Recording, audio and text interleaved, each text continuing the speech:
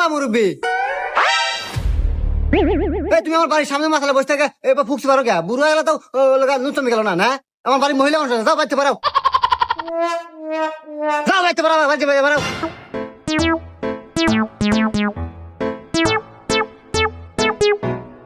আবার চা থাকে, যাও তোমাকে আমার বাড়ির সামনে কোনদিন না দেখি। বাবা বাপ কাছে সারা জীবন হলে কামলা বেছে আনলো কত টিয়া হয়েছে তো আর বিল্ডিং দিয়া বাপ দেখাও না।